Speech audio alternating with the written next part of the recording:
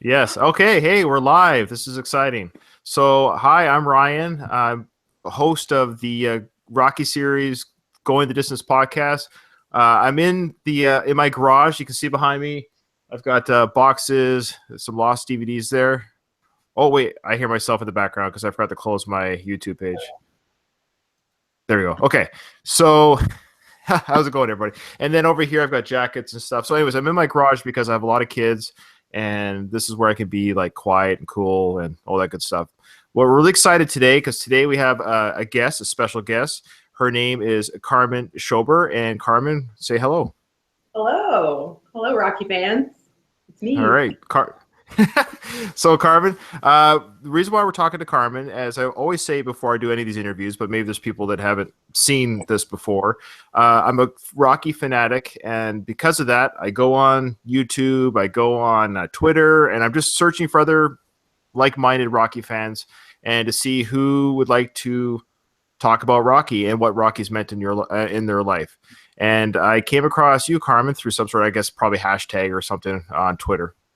Right. Yeah, I was posting about how Rocky did the duck face before the duck face was cool. And you That's found it. right.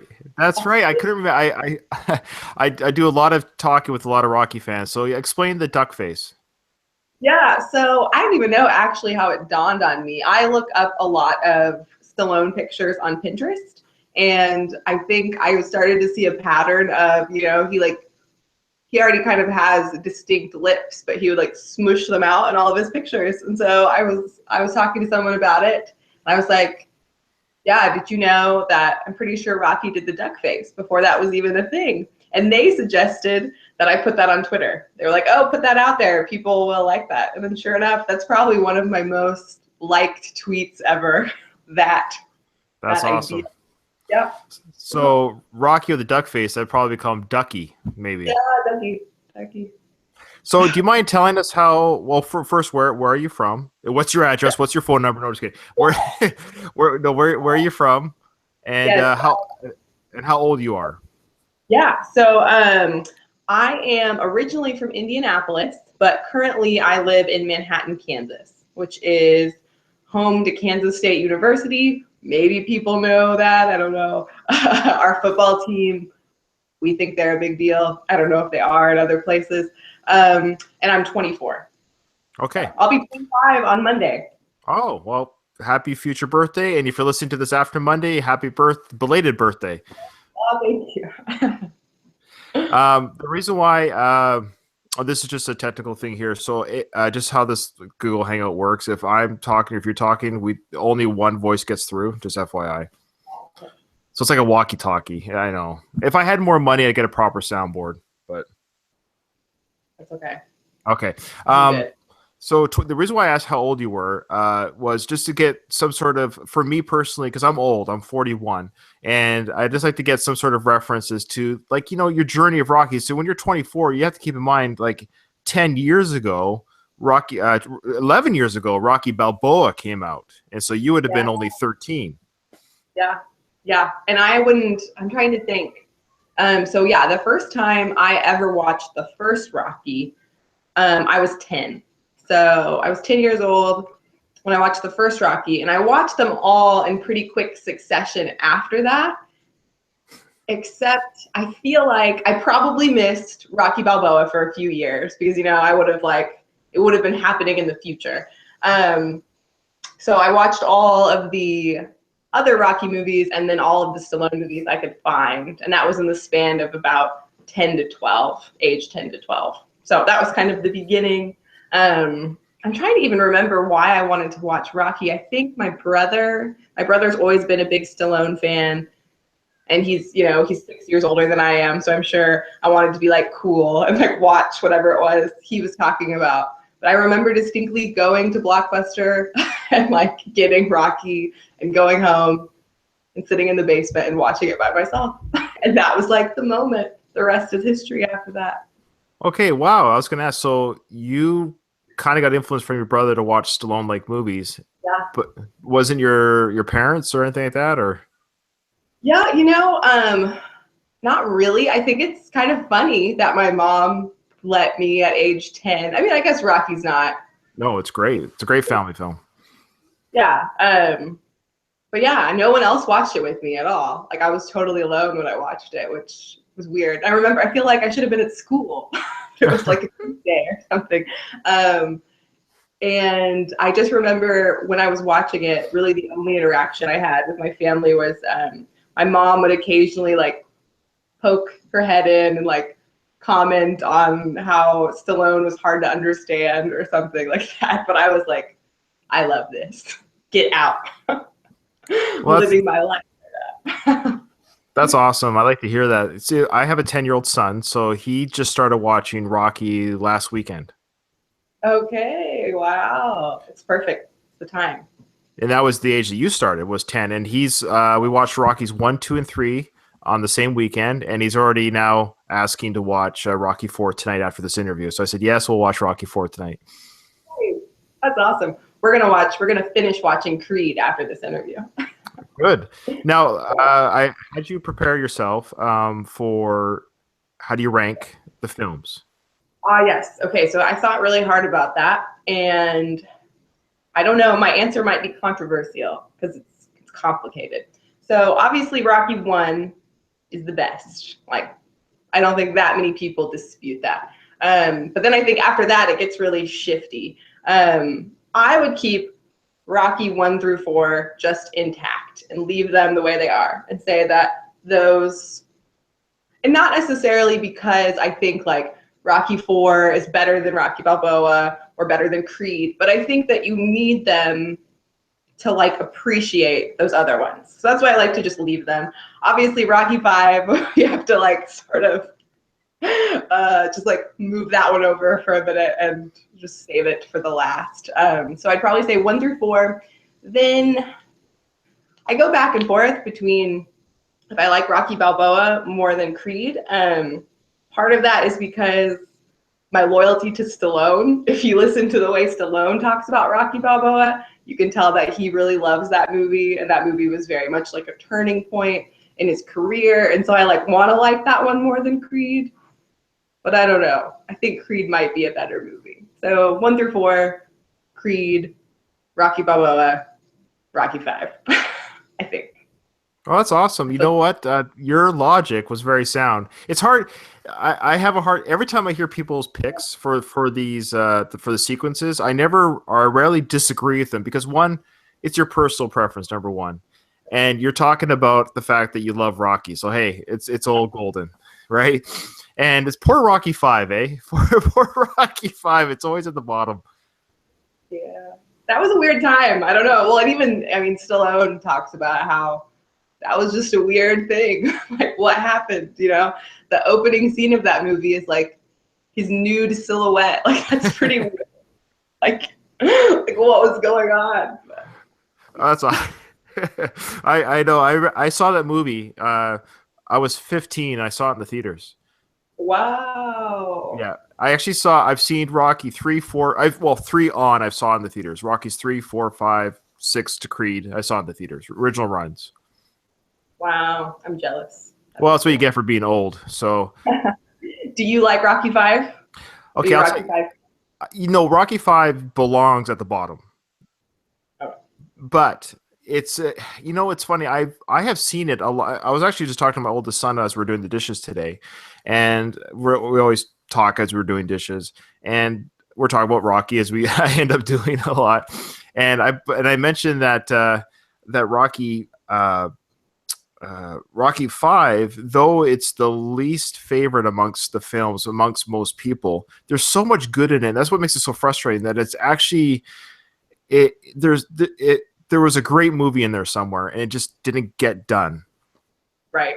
Yeah, I agree. Like, I think if you love Rocky, I don't know, there's still like what's good about Rocky.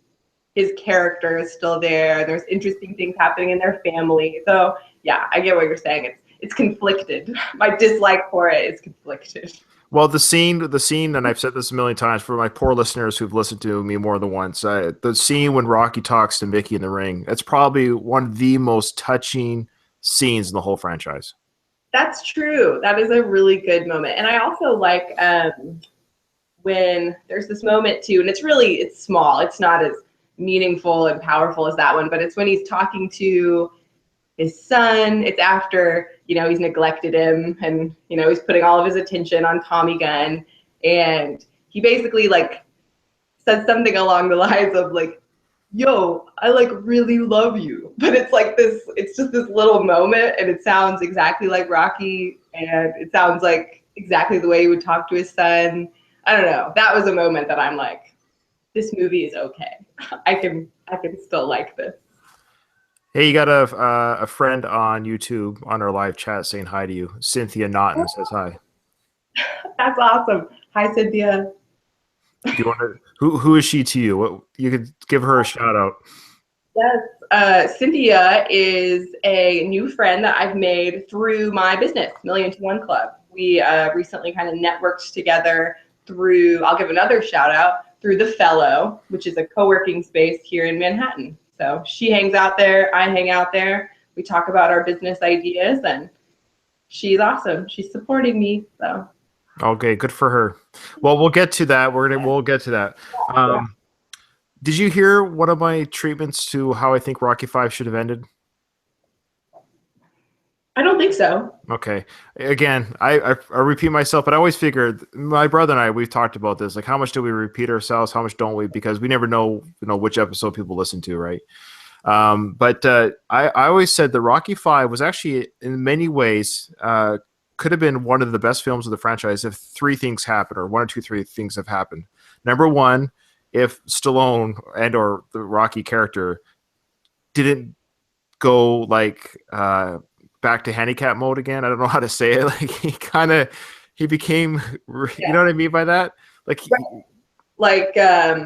Yeah, because they're harkening back to what, Rocky 2, where he's kind of like, oh, he's injured, he'll never fight again. It's sort of like we overcame that, and now it's like, and we're back to that moment again. Is that kind of what you're referring to? Yeah, well, I was talking more the brain part. Yeah.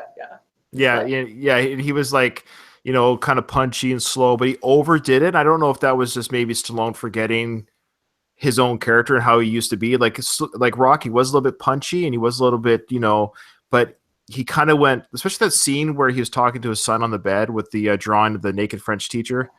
He was really talking kind of weird. I'm like, okay, so if he just cooled it on that type of speech and just kept it to 3-4 type speech, the way he was in Creed and Rocky Balboa was actually good, right?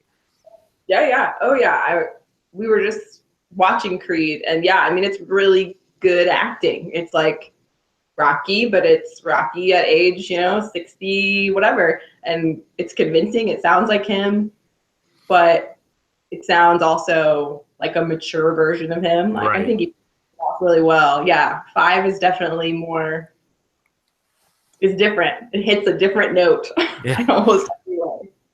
And then the other part that would have made it I think would have been great is if at the very end, I've said this before, I'll be really quick, that when Tommy Gunn comes to the restaurant and calls out Rocky for the fight, if Rocky says, you know what, we are going to settle this, but even though my ring might be outside, I don't want to do this in front of my son. I want to show the proper way to handle you. We'll do it in the ring. We'll do it legit.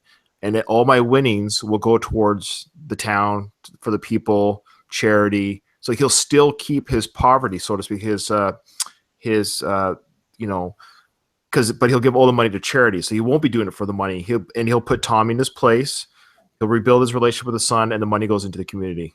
Now, if it left that way, do you think anyone would have? Oh, then the very end scene would have been, instead of the stairs, he's in the ring with his son, just like Mickey was in the ring with him, and he's in the ring with his son. And he gives the cufflinks to his son.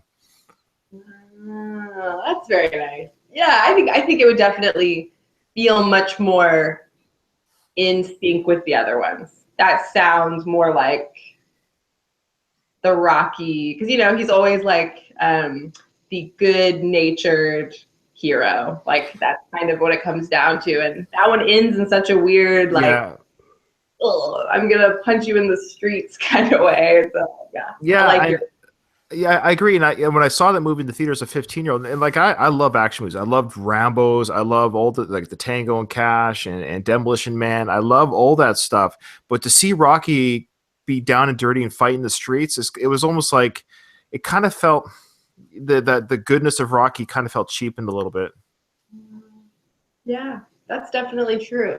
And I mean, I feel like even, I don't know, I need to go rewatch 5 because it's been a while, but I feel like, because I love those movies too, like Demolition Man, all those, you know, we're kind of over the top, like The Expendables. Oh yes. Yes. He is kind of over the top actiony in those, but still maintains very much that, like, he's always the good guy, always. Like, even when he's, you know, throwing axes around, being crazy, like, there's still very much like a good-natured character. And yeah, Rocky 5 has its moments, but I don't know, missing kind of that fundamental Rockiness. Yeah. Well, that's how I would have ended it. That's just me, but I like it. oh, thank you. Thank you. Well, maybe if Stallone's listening, maybe he'll go back and with some CGI magic recreate the ending. Yes, Stallone, if you're listening, hello. Well, okay, well, there you go. Actually, that's the question I have for you. So if you were to meet Stallone, you have one question that you have to ask him. What would it be? I know, that's like the hardest question anyone's ever asked me in my life. Okay, so let's see. It would be really hard because I would like to talk to him about pretty much everything. The art, the movies, his relationships, working out, all of it. I would ask him about everything. But I think probably my main question for him would be, you know, because his persona in movies and in real life is so much about inspiration. Like, he's always about, you know, keep moving forward. If you get knocked down, you get back up. Like, there's this fire inside of you. It's just lots of messages about optimism and drive and hope. And so I think I would ask Stallone, like, what is he fighting for? Like, in his movies and his life, like his art and his real life, like, what is, and has he achieved it? Because, I mean, as a person, a fan, it seems to me like he's achieved at least Rocky's goal of not being a bum. You know, like, Stallone's definitely not a bum. He's someone who has taken shots and succeeded. Talk to him about, like, what does that actually mean in his life? You know, like, what is the big fight of his life? And has he won? Is it not over? Is it, yeah, that makes sense. I think that's what I want to talk to him about. Boy, you threw a lot of questions to one question. No, I tend to do that. Yeah, I would get real existential with Stallone. Very philosophical.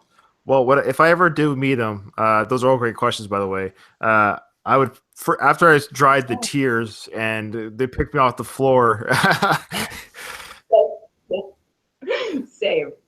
I would also ask him if he wanted to be my best friend. That would be my second question. Of course. Of course. Yeah, sure. I'll be your best friend. Of course. Yeah. Well, I think it's interesting. Well, it doesn't take, I'm sure you already recognize that the Rocky movies kind of mirror his acting career. Mm-hmm. So when he was a hungry actor, he was a hungry boxer. You know, as an actor, he was 30 when he did Rocky, and so he was already kind of reaching past his prime as an actor. As you know, in Hollywood, if you're past 30, you're, you know. So he was like, I'm struggling here. I'm not going to make it into acting. So the Rocky wasn't going to make it to the boxer, but they gave him a $1,000,001 shot. The $1,000,001 shot was, you know, getting the screenplay. It's amazing how much the two movies reference each other, right? Yeah. Oh, yeah. I mean, I think that's what also, Rocky's a great movie, and it would be a great movie with or without that story. But that story is like, I don't know. It's pretty amazing. The fact that that's kind of like what drove the creation of Rocky. So yeah, I mean, the coincidences are weird. And like, even the trajectory of the Rocky series, I feel like also mimics Stallone's life over 40 years. Really, it does. Straight. Yeah. It really does. Cool. Like Rocky 2, he's got his newfound fame. You know, he signs the autograph in Rocky 2 for that patient, you know, to Charlie Flynn, who I don't even know. I'm sure Stallone, after he did Rocky 1, he was asked to do, you know, all of a sudden he had all these fans and all these deals and everything. And, you know, he's like, I don't even know what's going on here. I'm on a shopping spree, so to speak. The Rocky 3, it's over the top. You know, he's got merchandise. He's got everything. Rocky 4, he's literally on top of the world, the mountain, Drago calling out. And then his career kind of stop or my mom will shoot. That kind of stuff happens. And then and then we have Rocky 5, and it was kind of that nail in the coffin. And then for about 10 years, he was floundering a little bit in the movie industry, and it wasn't really like, it's not a reflection necessarily of his talent. It was just the movie industry's, the new tough guy was now, like, I don't know, like the Matt Damons and these pretty boys were the tough guys, right? Right. Yeah, and totally. I mean, I don't know if you get this a lot as a Stallone fan, but I have lots of people who like question why I like Stallone. Like I'll be like, oh, I love him. He's one of my favorite actors. They're like, really? He's been like in a ton of bad movies. I'm like, well, okay, but he's also been in like a ton of great movies, like really good movies. Like, yes, there's been some that haven't been that great, but I don't know. It really kind of, what actor who has worked for 40 years and taken as many risks as Stallone has, like, who isn't going to have a couple bad movies, Oh, absolutely true. You name me any top actor, Brad Pitt, Tom Cruise, Leonardo DiCaprio, I can name you horrible movies they've been in. And which one of these actors has written a character that has inspired millions of people that's lasted 4 decades that they've been nominated twice for the same character for? Like it's unreal what he's done. Thank you. This is exactly what I say. Exactly what I say to people. Like, seriously, like, name me an actor who's created a character that has inspired millions of people, that they've acted the part and then been nominated twice for that character 2 different times, like 4 decades later. Yeah. And I feel like a lot of it comes down to people, because I've even had people tell me, like, because, Rocky is amazing, and then Rambo is also amazing in its own different way. And people will say things like, oh, Stallone always acts the same. Look, Rocky and Rambo are drastically different characters. Like, yes, Stallone has a distinct way of talking. Like, if you listen to him, he's going to sound, he has the little bit of a slur. But I mean, they're drastically different. He pulls off this like optimistic, super talkative, super, I don't know, this guy who hasn't really seen that much of the world. That's Rocky. And then you've got Rambo, who's like this super pessimist, seeing too much, and he does them both amazingly. So I don't know. People don't know what they're talking about, basically. No, they don't. It's anyone that's that popular has a very polarizing audience. You'll have people that love him, the people that hate him. If people make fun of his speech, just remind them to say, "Oh, do you always make fun of people that have a physical handicap?" Yeah, it's so true. Right. That they'll probably feel bad about it. Because he what happened to him when he was born, right? Paralyzed. Yeah, paralyzed. Yeah. And I think it's like, if anything, I mean, a lot of people know this too, the fact that he's paralyzed in part of his face, and it affects the way he speaks, and he still wanted to be an actor is incredibly inspiring. Like, a lot of people would just be like, well, I guess I can't be an actor, because I can't speak a specific way. But didn't let it stop him. Went for it. That's awesome. Good for you. You've done your homework. That's good. Heck yeah. I just want to let the audience know, the audio audience know, that Carmen's laughing a lot at my stuff, but she can't. Nobody can hear it because this cheap software I have is overriding your laughter. So it's unfortunate. I see that you're laughing. I just want to let everyone know that every time I talk, you think I'm hilarious. So I do think you're funny. And that's that. So when I laugh, though, it doesn't cut you off, right? No. Like, people can still hear you. If I'm talking, it overrides. If you can hear me, they can hear me. That's how it works. If I can hear you, other people can hear you too? Okay, good. Yeah. I'll control myself.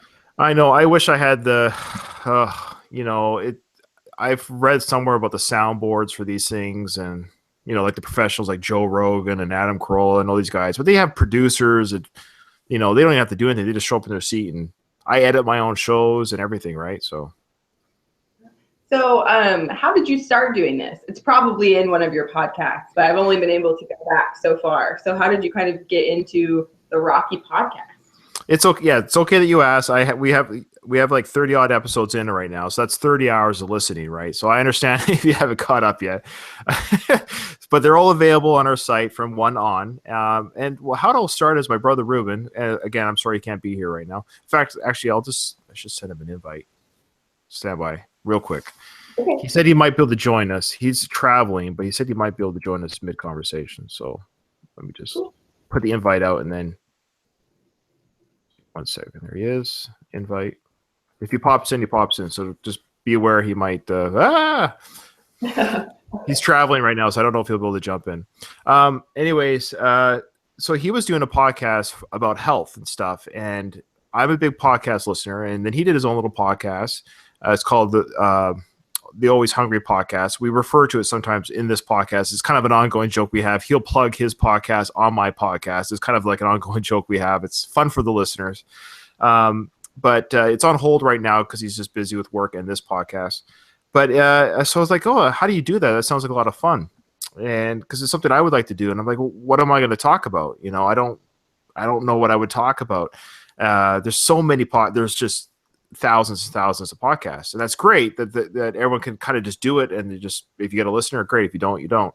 Like you see behind me, there's these Lost DVDs. There's Lost podcasts. There's, you name it. They're out there. So I'm like, there's probably a Rocky podcast already, but I'd really love to do a Rocky one. So I searched, and there's no Rocky podcast. Wow, that's surprising. There's like nothing. No, well, there was one. I got a little bit nervous. There was one Rocky podcast, but they only did 7 episodes, literally the 7 movies. So, okay, like a one-time thing. Yeah. And there was and it's still kind of ongoing. It's called the Slycast. I'll plug it for them. No competition there. You can listen to both. It's called the Slycast, and they do a Sylvester Stallone podcast. So I'm sure I haven't had a chance to listen to all their stuff, but I would not, obviously sure they talk about Rocky, but they talk about Cliffhanger and Rambo and everything. So they cover all of his movies. So I thought, well, I'll talk just about Rocky, and what I'll do is me and my brother will just start at the beginning, Rocky 1. We start in chronological order of the movies, and we just talk scene by scene through the movies, but we use it as a jumping board for other conversations. So as we go back to the films, we go on tangents, and my brother and I do a lot of tangents, as brothers will do. But then when we lose our way with the tangent, we come back to wherever scene we're on the movie and just keep moving forward with the movies. So to give you an idea, we're 33 episodes in, and we're not done Rocky 2 yet. Yes, I think I just listened to you guys. You were talking about when was it? It was within Rocky 2. I think it's your most recent one. Yep. Shoot, I'm trying to remember what scene you were talking about though. It was good. Oh, the coma scene? Yes. Press conference? Press conference. That's what it was. Yeah, press conference. I love that. One. There's a lot to talk about in that scene, so it's gonna take a while. Yeah, well, I do like my my Paulie observation about Paulie sitting against the wall, looking to, as long as he's gonna punch out. Like you would never see this at a real press conference. Some buddy sitting against the wall, looking down the table. Yeah. No, I always thought like Paulie as a character and the privileges that Paulie gets as Rocky's friend are so interesting. Like so weird. Like Rocky 4 with his robot. Like what's going on? I don't know, but yeah, I hadn't thought about that. That's a good observation of like, yeah, that would never happen, but because it's Paulie, it's fine. So that's what we try to do is when we review the movies, we're not just we're blowing smoke up Stallone's butt at the same time, of course, because we just say how awesome he is every episode. But I try to observe them like kind of like real life, like what, like the idea that this is a press conference for a boxing match. You got a guy sitting in a chair like perpendicular to the press conference, commenting with a cigar in his hand, And Carl Weathers, you can't say enough good things about this guy as an actor. Yeah. Oh yeah. Yeah. Apollo is such a good character. You guys talked about it a little bit on yours. Because he's never really like, I always struggle to like define what Apollo is, because yeah, he's like the antagonist kind of, and you always want Rocky to win. But I don't know, you still like Apollo. Like Stallone very much pulled off this great antagonist who does everything that an antagonist needs to do, but also accomplishes, they're friends by Rocky 3, great friends by Rocky 3, and then obviously their relationship spawns Creed. So yeah, it's just really impressively done. I feel like I'm a writer, and so I would have a really hard time accomplishing such a great protagonist and such a great antagonist all in one movie. It's pretty cool. Yeah, I'm just impressed with Carl Weathers' acting. I don't know if you ever saw him on Arrested Development. Not a ton in Arrested Development. I liked him in Happy Gilmore. Oh, same idea. He's got some comedic chops. He does. He's funny. And did you ever see him? I guess. Well, of course, you watched Predator. Yes. Yep. And that whole that scene with him and Schwarzenegger, where they're doing the hand clasps and everything together, and like something about pushing pencils or something like that. Yeah. Yeah. He can do a lot of different things. Well, and I'm sure you know the story of like how he got casted for Apollo. You know, his like bravado, overconfidence, like playing that even in when he was just auditioning. He was pretty much perfect for that. Yeah, and he read the role, and Stallone was in the room, right? And and I think he was introduced as like, this is Sylvester Stallone. He wrote the script, and we want you to read for the part of Apollo Creed. So Carl Weathers read for the part, and Stallone was reading for the Rocky part. Wow. And I think they were actually fighting, right? No, close. What happened was Carl Weathers and Stallone. What happened was Carl Weathers said, basically they said, we'll get back to you, whatever. And he asked, well, I'm just curious. He says, who's playing the part of Rocky? And this was after after Stallone had read the part of Rocky. And Stallone says, well, I am. I'm reading and playing the part for Rocky in the movie. And what Carl Weathers says something to the effect of like, oh, I thought you'd get me a real actor. Yeah. Something like that. And so when Carl Weathers left the interview or whatever, Stallone turned to the producers and said, he's perfect. That's what we need. That's the perfect antagonist for me. Yep. And that's what I love about Stallone, is that he has no ego. As much as he, you might think he does, and I think he says that when he was in his 30s and the 80s and stuff, he certainly was, he was the top of the world, very, fit, handsome, girls throwing himself at. I think girls probably could still throw themselves at him now, but it goes to your head a little bit, even as a 30-something-year-old, of course, it's but he's always been self-deprecating, and he's never taken himself so seriously. So for him to be able to say, hey, look, I think this guy already hates me, thus he'll be perfect to play the role of Apollo. That's true.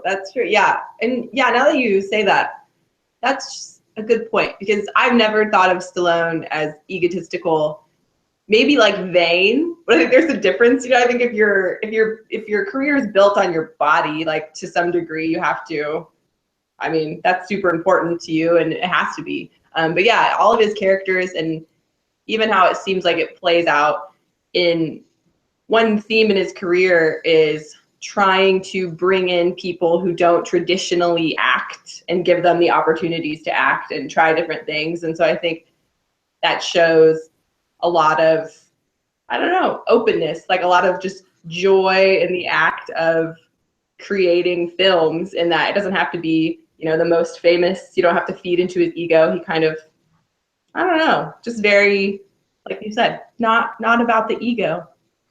We'll do one last Carl Weathers story. This kind of spoils it for our Rocky IV talk, which probably won't happen for another 40 episodes the way where we're going anyway. So, but during the filming of Rocky IV, when Carl Weathers and Dolph Lundgren were together in the ring, so Dolph, was very aggressive. I think Stallone kind of encouraged them to be aggressive, to be very, to not, excuse the pun, but not to pull any punches. And Drago, or the Dolph Lundgren, actually picked up Carl Weathers and threw him against the corner, and Carl Weathers was cheesed off, and he stormed off set and said, I'm quit, I'm not working. And it took a few days for Stallone to calm down Carl Weathers, and he had to tell Dolph Lundgren, you got to cool it. Damn, was that before or after Dolph Lundgren almost killed Stallone? That would have good question. I know they usually do the fights filming first.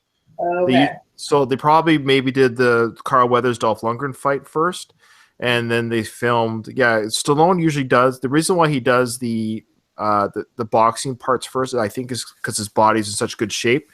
He wants to do the training and the fight sequences at the beginning, because he's just gone off his workout regime for 6 months or whatever. So to keep he's got all that body ready to go, and then he could do the acting part after. Yeah. That makes sense. I Yeah, always find. Oh, sorry. Go ahead. Oh, You I go was ahead. just gonna say, Dolph Lundgren too. I think how he got discovered right by Stallone was like, I think he was real young. Stallone was maybe like 40 when he met Dolph Lundgren, and Lundgren was 25. I might be getting that wrong, but some gap. And they were just at a party, and Stallone saw him and was like, "Oh, you would be a good like scary Russian guy." Like it was just very like, you don't have to try out, you don't have to do. It's just like just saw him and welcomed him to the opportunity, which is pretty cool. Well, it's actually cool that you bring that up. He was actually, I believe, he was Grace Jones' boyfriend. Yeah, bodyguard too, right? Like Bodyguard, at the yeah. same. Oh, yeah. So yeah, it's cool because the Rocky character was given $1,000,000 shot in Rocky 1, and Stallone, the actor and obviously movie star later in his life, has given a lot of people in their $1,000,000 shot in the movie industry. He introduced Mr. T to the public. He introduced Dolph Lundgren to the public by just giving them $1,000,000 like out of the blue, pulled them out of like, hey, come be a part of the biggest Rocky movie ever. Like, and Dolph Lundgren literally can thank his whole stardom to Stallone. Yeah, that's true. He's definitely, yeah. And I think I've heard Stallone tell a story too one time of it's cool because it's like it goes back to that where I think he said the first time he was invited, I think it was to the Oscars, and he like pulled up or whatever, however one gets to the Oscars in the 70s, and John Wayne was there and like welcomed him, and he said like welcome to the business or something, and Stallone like loved that and remembered it forever or whatever. And then he said that he did that at the Cannes, or how do you, I always say it wrong, Cannes Film Festival. I think Cannes. it's Con, just Con, Oh, Cannes Film Festival. without the S. Yes, Con. I think. Maybe it's kind of a fancy word. Stallone was waiting like for new stars to appear, and like somebody came out and he was like, welcome to the business, and they like kind of like snubbed him. Like they were like, scoot over so we can take pictures with like people who matter. And I think Stallone's response was like, I wish I could have punched that guy through a wall or something along those lines. But it's true because Stallone's whole ethos and career has been like to be inclusive, and I think he's pretty grateful for the position that he's in, where maybe that's not the case for everybody. Not everybody, I guess, has to fight for their $1,000,000 shot. Ends up a little different. Yeah, some of these actors and actresses or celebrities, or I guess celebrities are almost the word nowadays. There's few stars, you know what I mean? Like the old guard, like Stallone, De Niro, Pacino. These guys really fought in the trenches for their careers. Like they were in these rough and tough movies. They were like guerrilla shot war style type movies. Even Rocky 1 was a guerrilla war type shot movie. Like it was illegally shot, no permits, one shot takes, all that stuff. De Niro, some of his early films were just like almost very independent films. We're talking like student film quality films. Like they really worked their way to the top. And but you get some of these guys like let me just say the Kardashians, for example. Like why are they celebrities? What talent do they have other than bless their hearts for posing naked and having perfume. But they have power and money. It's like, I just kind of miss the days of the 70s and 80s, and before, where you kind of had to prove yourself to be a celebrity. Yeah, I think that's definitely true. Like that's almost the hard thing. Like I love Creed. I think Creed is a great movie, but I don't know. I like to kind of retreat back to the 70s and 80s movies. Like they just feel more Authentic. I don't know. I think, yeah, authentic. They capture this moment that I like, and that I don't know.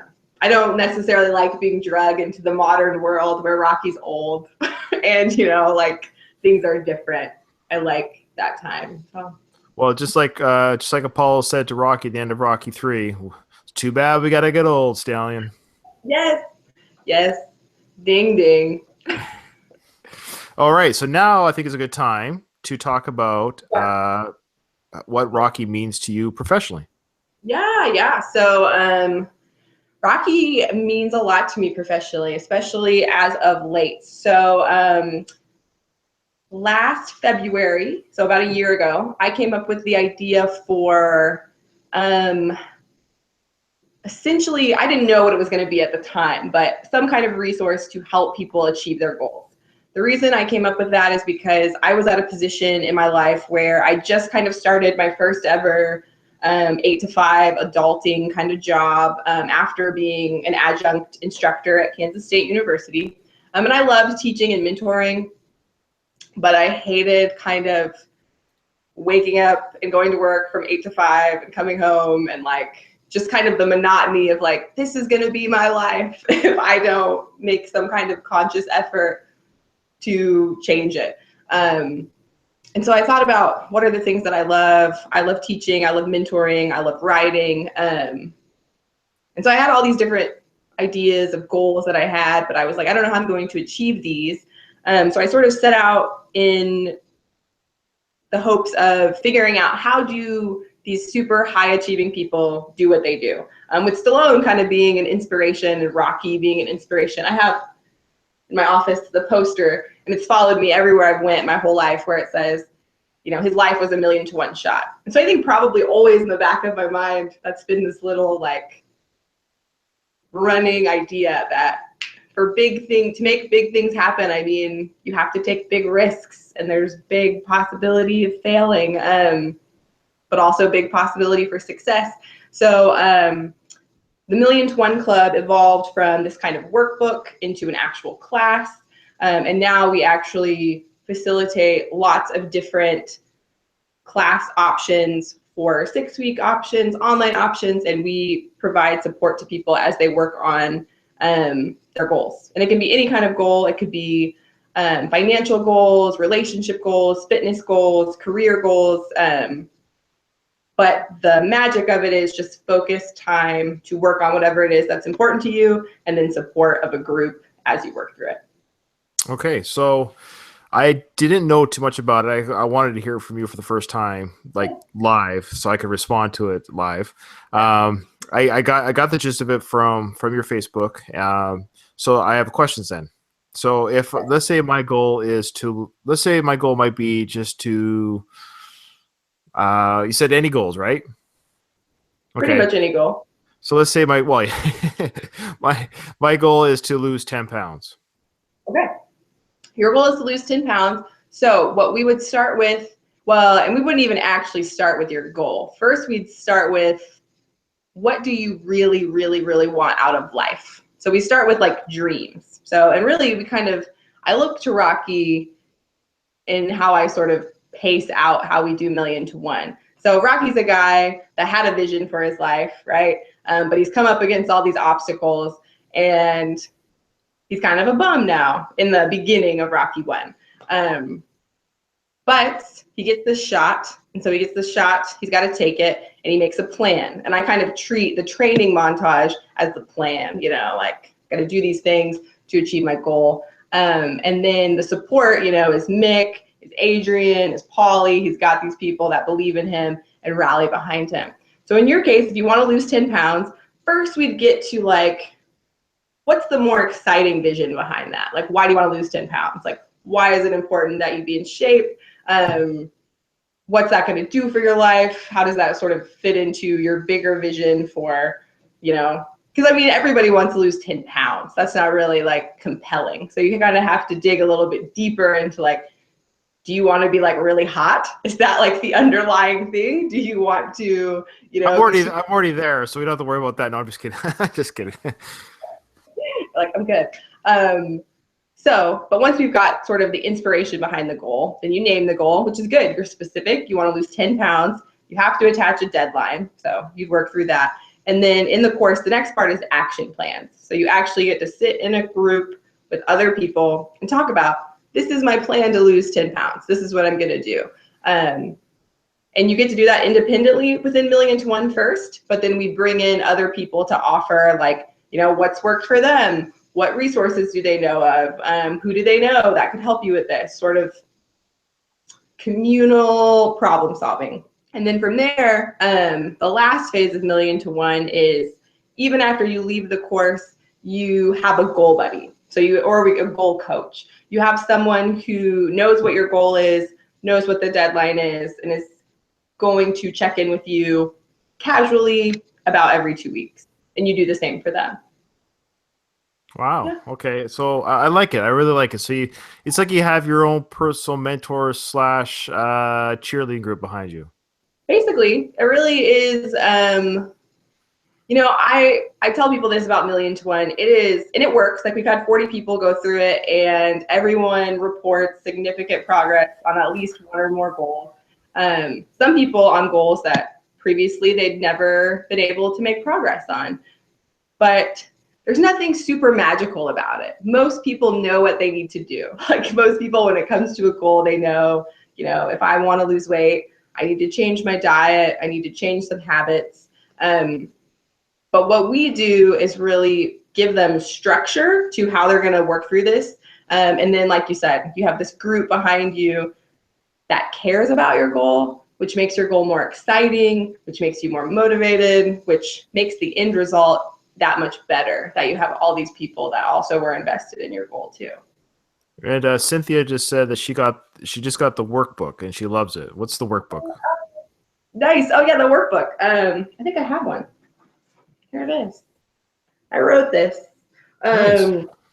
Thank you. This is the workbook we use in the class, and it is designed that you could order it and work through it by yourself if you're not into sort of the group thing. Although I can honestly say that within the group, you're going to have more results versus on your own. But yeah, it's a really detailed, simple, easy to use, exactly what we do in the class, just in book form.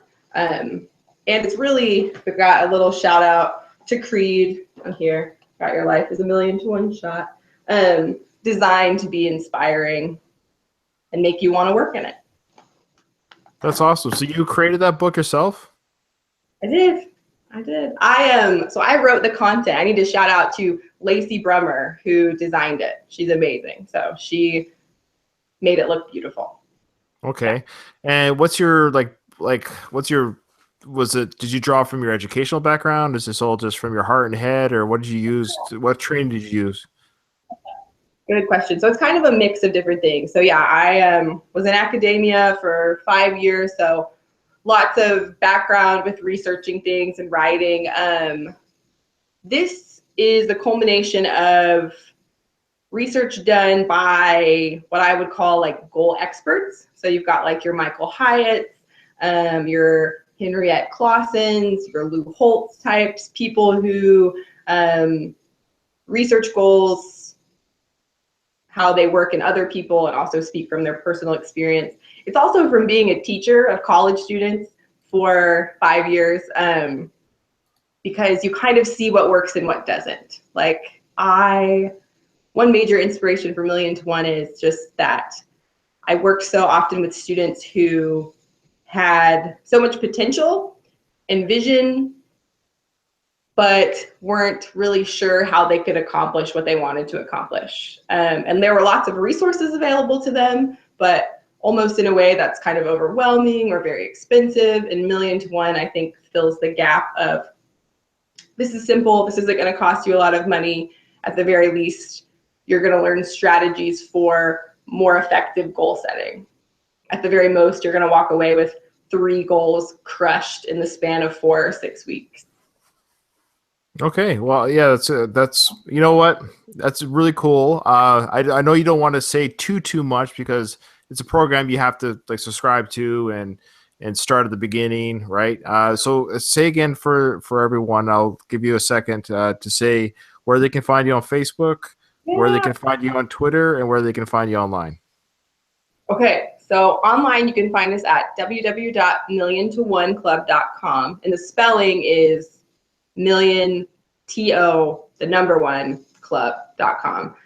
If you just search that on Facebook, we'll pop up. Like us. And then on Twitter, it's at MillionTo1 Club. Okay. Same spelling? Same spelling. Yep. Okay, and I'll be sure to put that. I'll put those links. I put the link for this actual live podcast, anyways, for your Facebook and your site. And I'll make sure it's on there again for the actual release of this podcast. Anything else you want to share about it? We're near the end of our time, but if you can believe it's almost been an hour.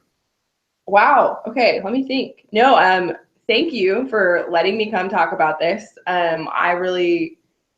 It's been exciting. It's grown a lot in 6 months. And what's fun is I feel like I'm making more Rocky fans in the process, because most people know that I love Rocky. They know that he's a lot of the fuel behind what drives me to achieve my goals, how I look at life, how I look at goal setting. And so I feel like in Manhattan, there's a growing number of people who are at least a little bit inspired by Rocky Balboa.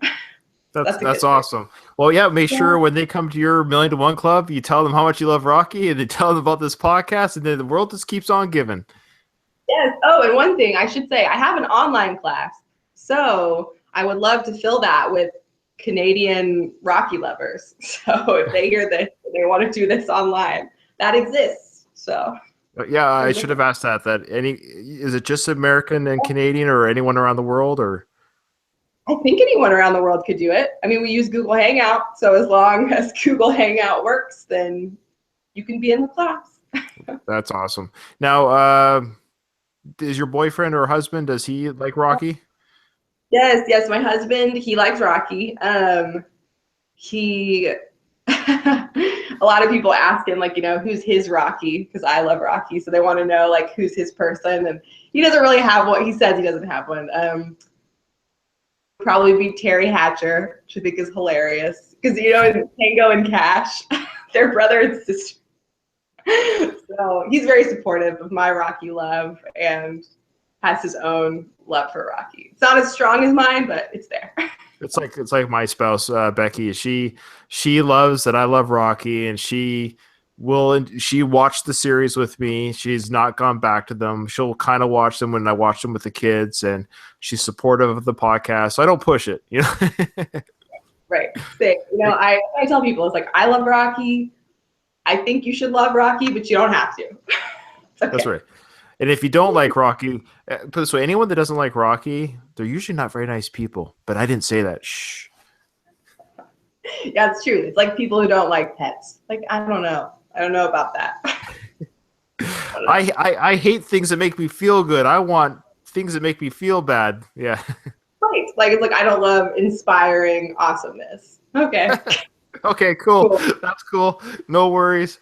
Well, Carmen, you've been an absolute treat to talk to, and thank you so much for taking some time talking to me. Yes, thank you so much. And I'm so glad that your podcast exists. I hope more and more people hear about it, and I think you're doing an awesome thing. So thank you so much for having me on here. And we'll stay in touch. We'll stay Facebook friends, and I'd like to see the growth of your company, and we'll interact, because there's going to be Rocky in the future. So maybe we'll have you on again if you'd like to do that. That would be fantastic. Thank you so much, Ryan. I appreciate it. You're welcome. All right, we'll talk to you soon. Okay, talk to you soon. Bye.